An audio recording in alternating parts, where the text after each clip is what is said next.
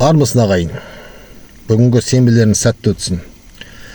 Кеше жұма күні Тираж әлеуметтік желісіне Бурабай ауданының мәдениет үйі туралы сыни көзқарастағы негативті пост салынды. Оқыдық, көрдік, әркім өз ойын айтып жатыр. Автор енді біраз өкпесін айтқан екен. Жарайды, ол автордың жеке көзқарасы, ол мен келіспеуге де болады, келісуге де болады. Бірақ осы постта жерде ит жатыр, сонымен қатар ұлттық киімде ән айтып тұрған азаматтың суретін жүктеді. Бұл осымен Тираждың екінші рет жүктеп отырған материалы. Бұларға ай дейтін ажа, қой дейтін қожа жоқ, ойларына келген істеп жатыр. Бұл сурет осыдан 2 жыл бұрын бір концертте осы итпен бірге түсіріп алып, Тираж өзінің әлеуметтік желі арқылы халыққа жолдаған болатын.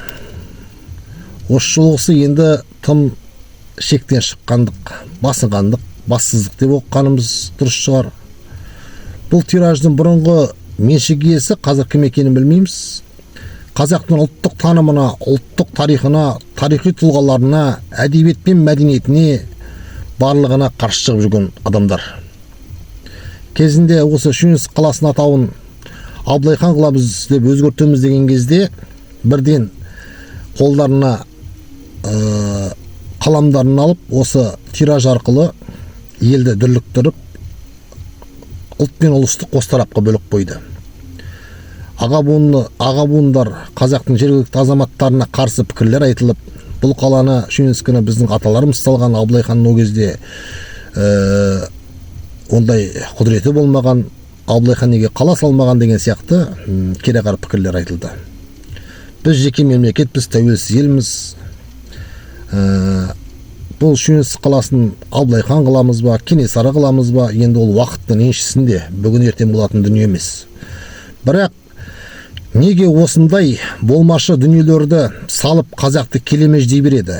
Бұған Ақмола облысының мәдениет және тілдерді дамыту басқармасы, осыған жауапты адамдар, қазақи пікірдегі азаматтар неге бір ауыз пікір айтпайды? Заң бойынша немесе шара қолданбайды? Осыған таңғалып отырмыз.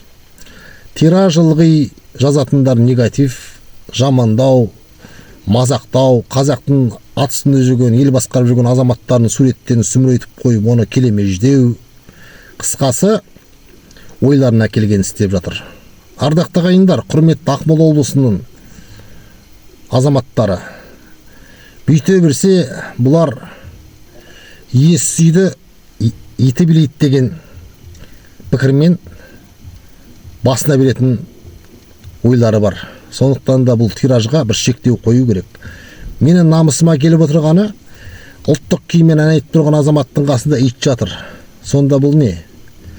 Сендер итсіңдер, біз осылай сендерді көшеге тастаймыз деген ой ма? Бір емес, екінші жүктеп отыр. Намыс жоқ па бізде әлде? Бұны кәдімгідей Қазақстан Республикасының ата заңымен тиісті шара қолдану керек. Айту керек, жазу керек. Үстінен сотқа арыз жасау керек. Сот әділ шешімін шығарып береді деген ойым бар. Амандықта болайық ағайын.